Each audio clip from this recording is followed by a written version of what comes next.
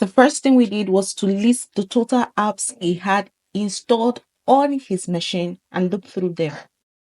These are the list of apps, and we're able to see that he had wipe installed. He also had secure deletes installed on his terminal. So next, we decided to check for the secure deletes and to see the app package. And when we did that, we saw that it's actually installed and it's working fine. And this is the interesting part, because it states here that this is an antiforensic tool used for deleting and wiping disks.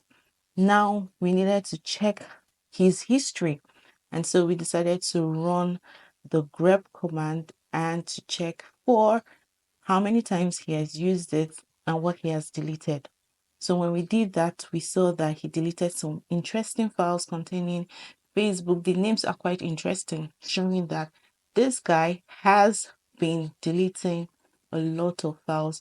This could be after a successful transaction. We decided to move a step further, trying to recover some of the files using the foremost tool. And when we ran the command, we were able to recover over 7,000 files containing PNG, EXE, and other files.